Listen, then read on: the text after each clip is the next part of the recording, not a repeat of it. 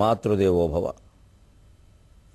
తల్లిదండ్రులు లేక అల్లాడిపోయడి చిన్నారులకు సేవ చేయువారు, పెద్దవారల తెచ్చి వృద్ధాశ్రమము పెట్టి సిద్ధి పొందగా సేవ చేయువారు, వికలాంగులకునేమి సకలాంగులకునైన చేతి చమురు సేవ చేయువారు, పరమ పూజ్యుల తెచ్చి పద పూజల చేసి సిరులు సంగియు సేవ చేయువారు కలరు దేశాననెందరో.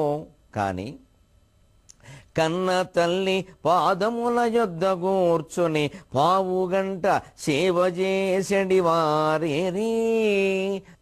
ఈబిఎన్ ఆంధ్రజ్యోతి ప్రేక్షక మహాశయులందరికీ నవజీవన వేదం అనే కార్యక్రమంలో 732వ భాగానికి స్వాగతం పలుకుతున్నాం. ఎవరా పల్లకి నెక్కియున్నది, ఎవరా పల్లకి నెక్కియున్నది, అహో ఎవ్వారలా పల్లకిన్ చివురుంగేలను మోయుచున్నది. సాహిత్యంలో ఒక స్వర్ణయుగాన్ని ఆవిష్కరిస్తోంది సాగరఘోష మహాకావ్యం తరంగం ద్వారా. ఎవరా పల్లకి నెక్కియున్నది, అహో ఎవ్వారలా పల్లెకిన్ చివురుంగేలను మోయుచున్నది, భళ శ్రీకృష్ణరాయ ప్రభో, భళ శ్రీకృష్ణరాయ ప్రభో, కవికిన్ బ్రహ్మరథమ్ము బట్టితివి, కవికిన్ బ్రహ్మరథమ్ము బట్టితివి, నీ కావ్యమ్ము ఖడ్గమ్ము జంకవురా భూతలమందు నెల్లెడ, నీ కావ్యమ్ము ఖడ్గమ్ము జంకవురా భూతలమందు నెల్లెడ, గుణగ్రాహి ప్రపంచంబునన్ నీ కావ్యమ్ము ఖడ్గమ్ము జంకవురా భూతలమందు నెల్లెడ.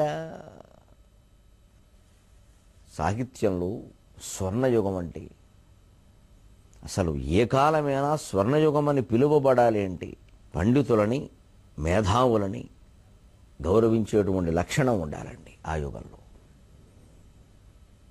ఒక పండితుడు, ఒక శాస్త్రవేత్త, ఒక మేధావి జాతికి చేసేటువంటి మేలు మనం డబ్బులో కొలవలేం. ఒక శాస్త్రవేత్త రాత్రింబవళ్ళు శ్రమించి ఆరోగ్యాన్ని పణంగా పెట్టి ఒక వైజ్ఞానికమైన పరికరాన్ని కనుక్కుంటాడు. దాని ద్వారా కలిగే ప్రయోజనాలే కాదు, అది కనిపెట్టడం వల్ల దాని ఆధారంగా మరెన్నో కనిపెడతారు. మరి వాటన్నిటికీ ఆయన కారణమే కదా. అలాగే ఒక వ్యక్తి ఒకచోట క్రమశిక్షణ తప్పడం వల్ల అది వరుసగా ఎన్నో నష్టాలకు కారణం అవుతుంది. అది చిన్న విషయం అనొద్దు. ఒకచోట కాపలా కాయవలసిన వాడు రాత్రి నిద్ర మానేసి అలా ఉండకుండా నిద్రపోయాడు అనుకోండి, అక్కడ జరిగేటువంటి దొంగతనం ఒకటే కాదు, ఆ దొంగతనం సొమ్ముతో వారు చేసిన వ్యాపారం, ఆ వ్యాపారంతో చేసిన దొంగతనాలు, మోసాలు, వాటన్నిటికీ ఈ చిన్న నేరం కారణమవుతుంది. ఇది చిన్నదనుకోవద్దు. అందుకే ఎవరి బాధ్యతలో వారు సక్రమంగా ప్రతిక్షణము జాగరూకంగా ఉండడమే దైవభక్తి. అదే నిజమైన భక్తి. దైవం అంటే సమాజం, రెండో మాట లేదు. దైవం అంటే సమాజం, సామాజిక సేవే దైవ సేవ. సమాజంలో మన బాధ్యతలు మనకున్నాయి. మనకు డబ్బు తీసుకుంటున్నాం పైగా ఆ ఉద్యోగాలు చేయడానికి. ఊరికే ఏం చేయట్లేదు. డబ్బు తీసుకున్నటువంటి పనిని సక్రమంగా చేయాలా వద్దా? తీసుకోకపోయినా చేయాలి కదా ఒప్పుకున్నాక. హరిశ్చంద్రుడు కాటికాపర పనికి ఒప్పుకున్నాడు. యజమానికి ఇవ్వాలి, పట్టుకెళ్ళి ఇచ్చినటువంటి పైకం ఏదో 2 రూపాయలు 2 నాణ్యాలు ఇస్తారట, అవి యజమానికి ఇవ్వాలి. ఈయనకి దక్కేదల్లా గుప్పెడు బియ్యం. సొంత భార్య వచ్చి కుమారుడు శవాన్ని తీసుకొచ్చి దహనం చేయాలయ్యా, నా దగ్గర మంగళసూత్రం తప్ప ఏమీ లేదు అంటే, ఏం చేయాలో నేనేం చేయలేను చంద్రమతి, నాకు రావలసిన బియ్యం కావాలంటే వదులుకోగలను, కానీ నా యజమానికి ఇవ్వవలసినటువంటి 2 నాణ్యాలు నేను వదులుకోలేను కదా, నువ్వు ఎలాగైనా తేవలసిందే అన్నాడండి. ఏం ఆశ్చర్యం అండి ఈ దేశ చరిత్ర. ఒక చక్రవర్తి కాటికాపర పనికి ఒప్పుకొని చెయ్యడమే కాకుండా సత్యనిష్టకి కట్టుబడిన పాపానికి ప్రకృతి విశ్వామిత్రుని రూపంలో ఆయన మీద పగబట్టి భార్యను దూరం చేసి కొడుకును ఏకంగా మరణం కలిగేలా చేసి భయంకరమైన పరీక్షలు పెడితే తట్టుకుని కాటికాపరగా నా ధర్మం నేను చెయ్యాలి కదా, నాకు రావలసిన మాడయు పిండంబు తండులంబులను వదులుకోగలను గాని నా యజమానికి ఇవ్వలసిన నాణ్యములు నీ విచ్చి తీరవలసిందే, మంగళసూత్రం తాకట్టు పెట్టేనా నువ్వు పట్టుకురమ్మని చెప్పాడు. ఎంత నేర్చుకోవాలండి ఈ దేశ నాయకుల నుంచి, పూర్వరాజుల నుంచి. ఆ నాయకులకి ఆ రాజులకి వారసుడే శ్రీకృష్ణదేవరాయలు. సాహితీ సమరాంగణ సార్వభౌముడు, ఒక రాజకీయ చాతుర్యం మూర్తీభవించినటువంటి వ్యక్తి. ప్రాచీన కాలంలో శ్రీరాముడి గురించి ఎంత బాగా చెప్పుకుంటామో, శ్రీకృష్ణుడి గురించి ఎంత బాగా చెప్పుకుంటామో, ఆ శ్రీరామునికి ప్రతిరూపంగా శివాజీని, శ్రీకృష్ణుడికి ప్రతిరూపంగా కృష్ణదేవరాయల్ని మనం చెప్పుకోవాలి. ఆయన సమాజం బాగుపడాలంటే కళలు బాగా ఉపయోగపడాలి, కళలు విలసిల్లితేనే సమాజం బాగుంటుంది, అన్ని కళలు విలసిల్లాలి. సాహిత్యం, సంగీతం, హరికథలు, బుర్రకథలు, నాటకాలు ఇవన్నీ ఊరూరా వాడవాడలా జరగాలి. ఇవన్నీ జరగాలంటే దేవాలయాలు ఉండాలి, మండపాలు ఉండాలి, ఉత్సవాలు జరగాలి అని ఆ కాలంలో ఉన్న దేవాలయాలన్నింటిలో పెద్ద పెద్ద మండపాలు కట్టించాడు. ఆ మండపాలలో ఎప్పుడూ భక్తులు వచ్చిన వాళ్ళు అలా పడుకునేవాళ్ళు, ఎవరింటికి వెళ్ళాల్సిన పని లేదు. వాళ్ళకి పక్కనే కోనేరు ఉండేది, స్నానాలు చేసేవారు, దైవ దర్శనం చేసుకునేవారు.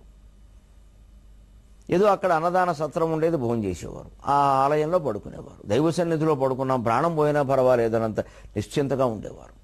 ఆ రకంగా ఆలయాలు, వాటి నిర్మాణం, శిల్పకళ ఇవన్నీ పోషించాడు ఆయన. ఇక సాహిత్యం, జనంలోకి సాహిత్యం వెళ్ళాలి. యువతి యువకులు ముఖ్యంగా మనిషి చెడ్డదారి పట్టేది యవ్వనంలోనే. ధనం, యవ్వనం, అధికారం ఈ మూడు ఉంటే చాలు. మూడు కాదు, ఏ ఒకటున్నా చాలు, మూడు ఉంటే చెప్పక్కల.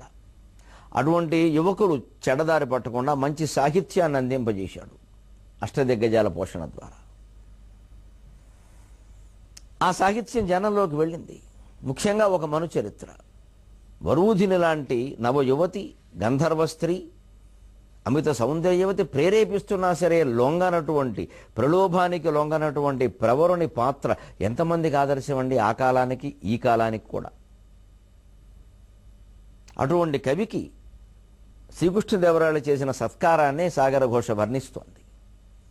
ఎవరా పల్లకి నెక్కియున్నది అగో, ఎవారలా పల్లకిన్ చివురుంగేలను మోయుచున్నది.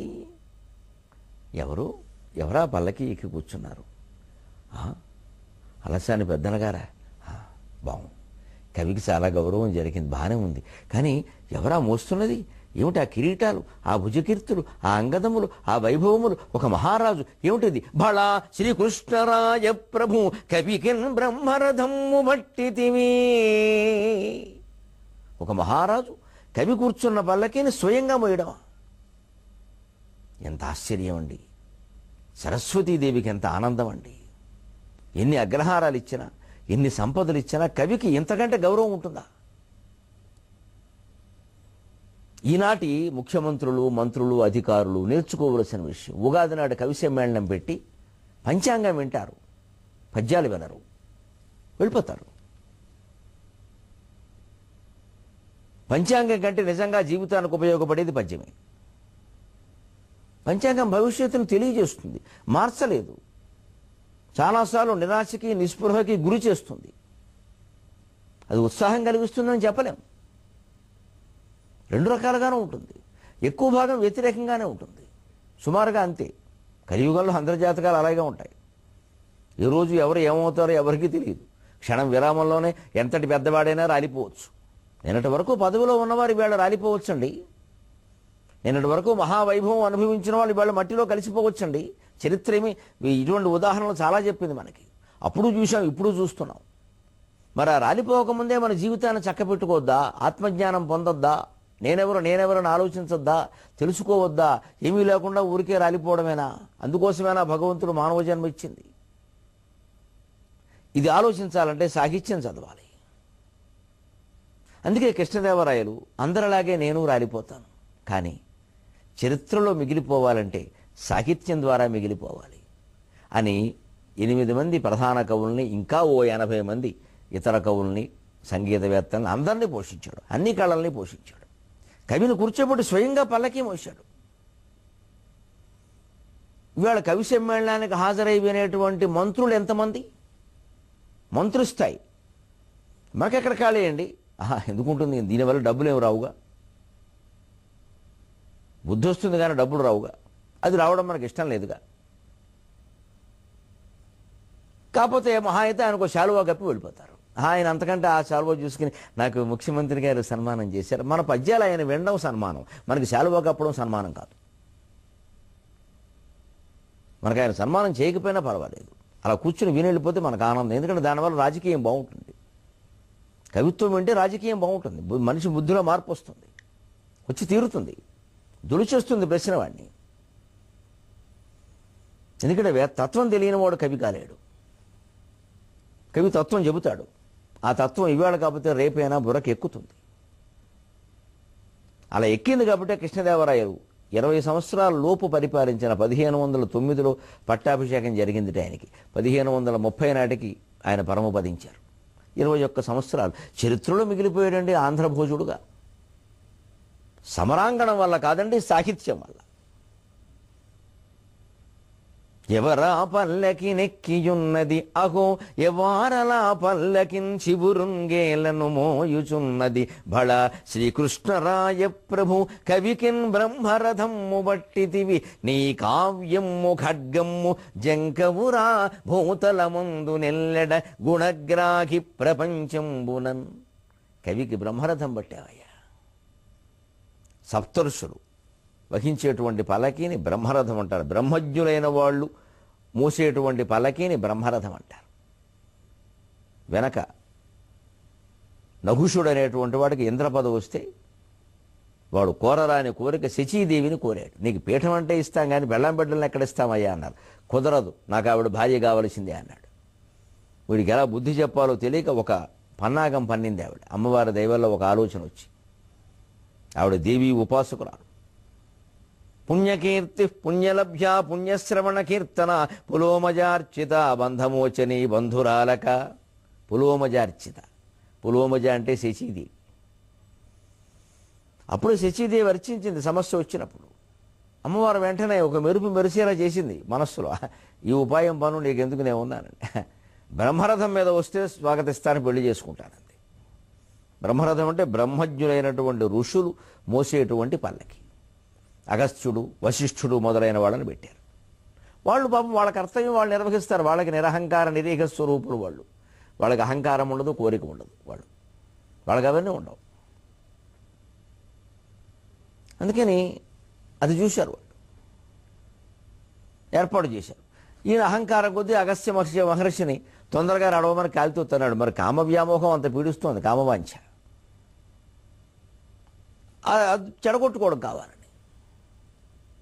సరే, ఆయన పరిస్థితి ఏదో మళ్ళీ కొండ చెలువు కింద పుట్టాడు, అది వేరే విషయం. బ్రహ్మరథం అనే మాట అప్పటి నుంచి వచ్చింది. ఇప్పటికీ ఎవరికైనా మహావైభవం చేసి ఊరేగిస్తే బ్రహ్మరథం పట్టారండి అంటారు. ఆ రకంగా కవికి బ్రహ్మరథం పట్టాడండి కృష్ణదేవరాయలు. పల్లకీలో తానే స్వయంగా మోశాడు, పల్లకీలో కూర్చోబెట్టి తానే మోశాడు. చివురుంగేలను మోయిచున్నది అన్నారు సాగర ఘోషలు.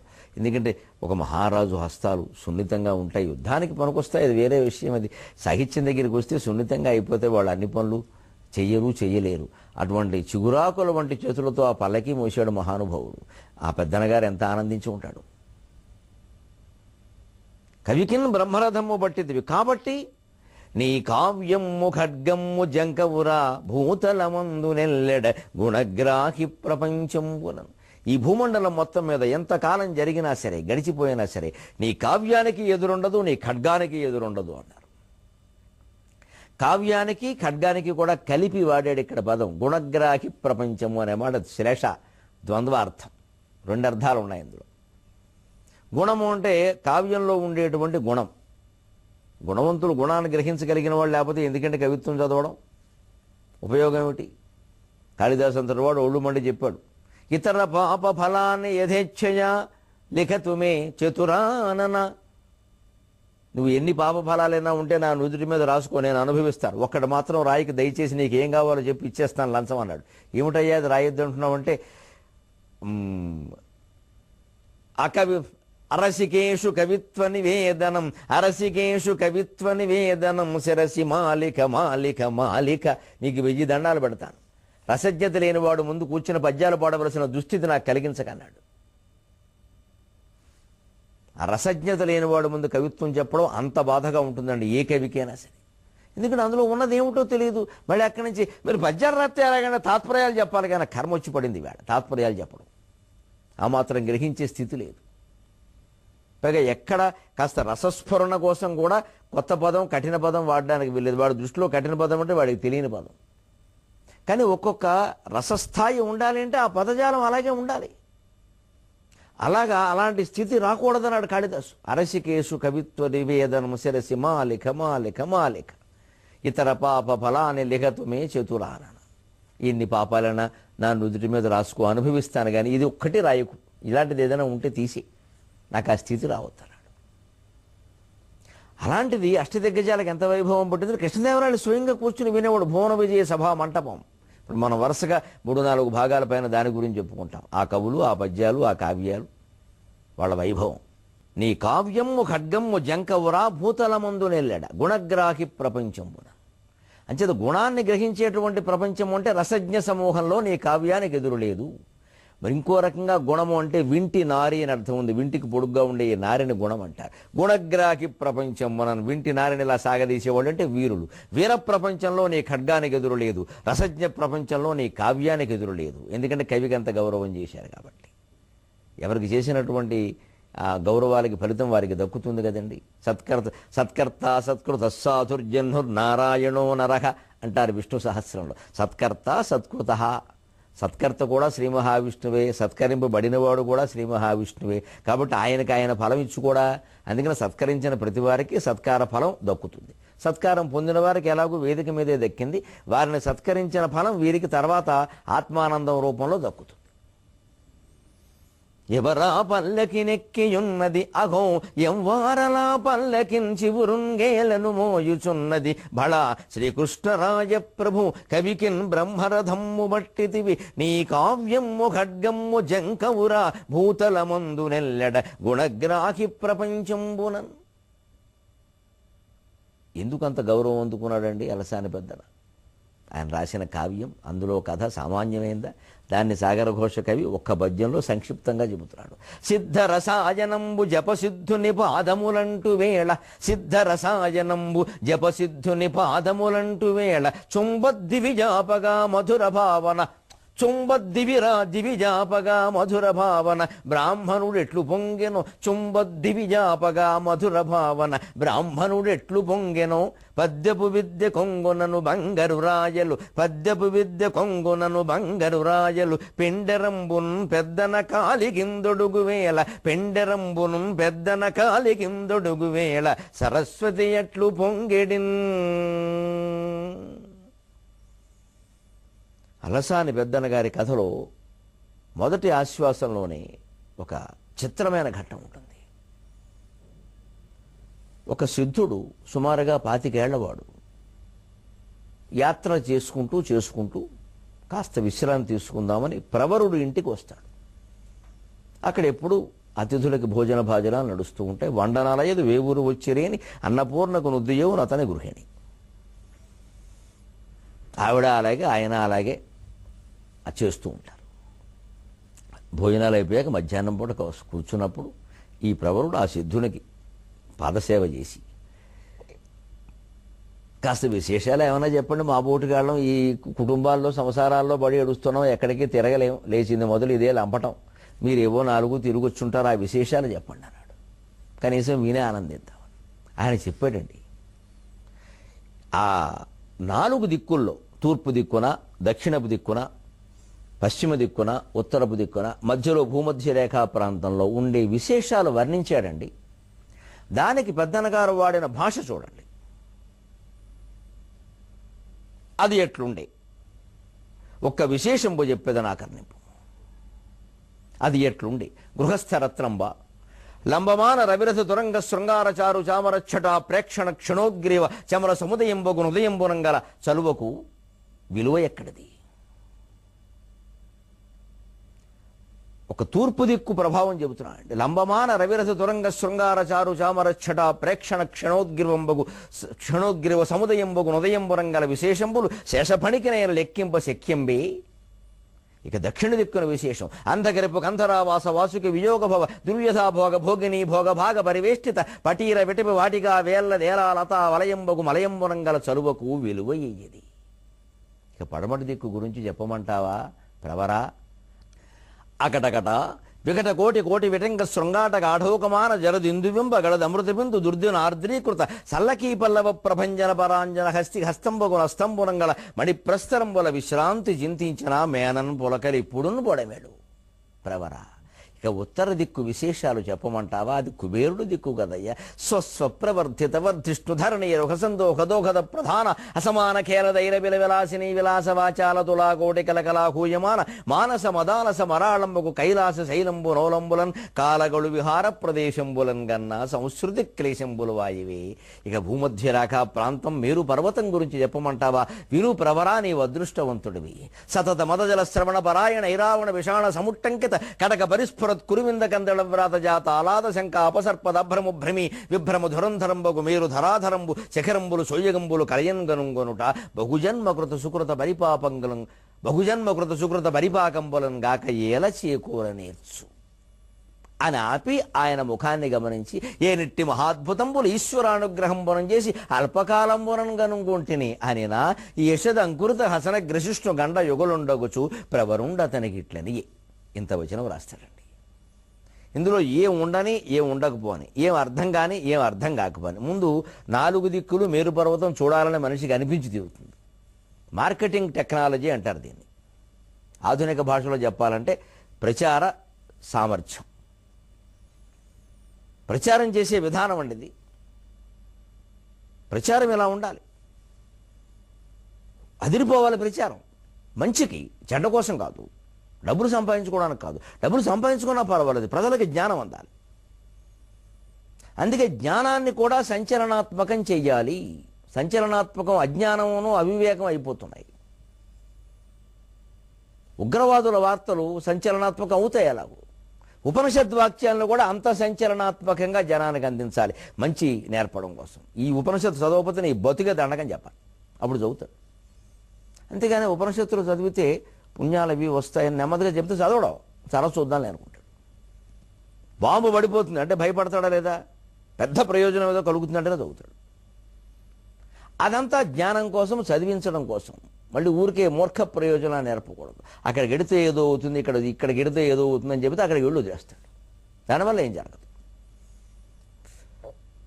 ఈ గ్రంథాన్ని రోజు 1 గంట చదివి తెలుసుకోకపోతే జీవితం వృధా అంటే కాస్త చదువుతాడు దాన్ని. ఈ ఒక్క గ్రంథాన్ని, ఈ ఒక్క భగవద్గీతని రోజు 2 శ్లోకాల అర్థంతో సహా చదివి అన్వయం చేసుకుని ఆచరణలో పెట్టగలిగితే జీవితంలో ఏ కష్టము రాదు. వస్తే నాది పూచి అని ఎవరైనా ప్రవక్త అనగలిగితే వెంటనే భగవద్గీత అందరూ చదువుతారు. అదే పూచి అంటున్నాడు ఆయన. అడుగుదాం అవసరం అవుతుంది. నాకు చదివానండి, నాకు ఇలా వచ్చిందని చెప్తామండి. మార్గం ఏం పర్వాలేదు, ఎందుకు వస్తుంది? ఎదుర్కొనే మార్గం అందులో ఉంది. కానీ మన వాళ్ళు ఏం చేస్తారు అంటే, ఆ 2 శ్లోకాలు చదివితే ఈ కష్టం పోతుంది కదా, పోవడం ఏమిటంటే ఎదుర్కోవాలి. కానీ పోవడం ఏమిటి? అది పోకూడదు. అది మన చేతిలో పోవాలి. అది పోకూడదు, మన చేతిలో పోవాలి, నశించిపోవాలి. మనం ఎదిరించడానికి ఆ కష్టం భయపడి తీరాలి. దానికి ఉపాయాలు భగవద్గీతలో ఉన్నాయి. ఇష్టదైవమొకడు ఇంట నుండిన చాలు కాలుమోపబోదు కష్టమెప్పుడు. ఇష్టదైవమందు ఇష్టమే కలిగిన. ఇష్టదైవం అనేది ఒకటి ఇంట్లో ఉంటే కాలు మోపదండి కష్టం. దైవధ్యానం అనేది మనకి ఇష్టమైతే ఇష్టం కానిదంటూ లోకంలో ఉంటుందండి. ఆ ఇష్టదైవాన్ని మనస్సులో పెట్టుకోవాలి, నిరంతరం స్మరిస్తూ ఉండాలి. అదే అనన్యాశ్చింతయంతో మాం ఏ జనా పర్యుపాసతే అని భగవద్గీతలో చెప్పాడు.